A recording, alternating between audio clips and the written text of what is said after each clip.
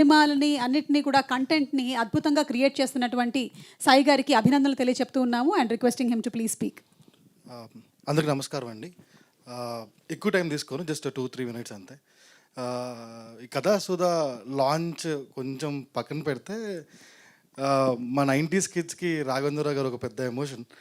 ఆయన తీసిన సినిమాలు కానీ ఆయన ఇక్కడ రావడం, ఈ కథాసుధలో ఆయన పార్ట్ అవ్వడం, ఇక్కడ రావడం ఇది ఒక పెద్ద ఎలివేషన్. అయితే ఇంకో ఎలివేషన్ ఏంటంటే సుమ గారు మా ఈవెంట్ హోస్ట్ చేయడం. సో ఇది ఇంకో ఎలివేషన్ మాకు. సో థ్యాంక్ యూ సుమ గారు, థ్యాంక్ యూ సార్. సో వచ్చిన మీడియా మిత్రులందరికీ, అనిల్ గారికి, బివిఎస్ రవి గారికి చాలా థ్యాంక్ యూ అండి. కథాసుధా, సుధా అంటే అమృతం. సో ఇదొక కథా అమృతం. ప్రతి ఆదివారం మీ ఇంటికి వచ్చి మేము పలకరించే ఒక కథ. అండ్ ఈ ఐడియాని ఎప్పుడైతే బాపినేడు గారు మాకు షేర్ చేసి ఇట్లా చేద్దామని చెప్పారో, బాపినేడు గారు మా సీఈఓ అండి. అందరికి తెలిసి ఉండొచ్చు, బట్ ఎక్కువగా కనిపించరు ఆయన. మా మాటల్లోనూ, లేకపోతే మా కథల్లోనూ, లేకపోతే నిజ చిత్రాల్లోనూ ఎక్కువగా కనిపిస్తూ వినిపిస్తూ ఉంటారు.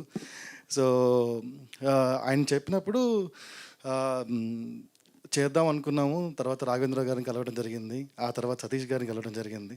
So lot of push from them and new ఆర్టిస్టులు, న్యూ డైరెక్టర్స్ని ఆన్ బోర్డ్ చేయడం చాలా సంతోషకరంగా ఉంది. And ETV always does this. And thank you so much for all the cooperation you have done. And మంచి మంచి కథలు ఇంకా చెప్తాం. అండ్ ఇదేంటంటే కొత్త కథలు అనే దానికన్నా Telugu literature is so much so good. ఆ లిటరేచర్లో నుంచి చాలా కథలు కమర్షియల్గా చెప్పలేకపోవచ్చు.